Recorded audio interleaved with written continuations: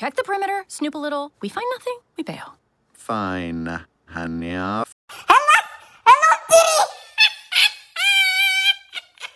But we'll still have to get through security, and in Fancy Town, a fox and a bunny won't exactly blend in. Oof, that's why. Oof, that.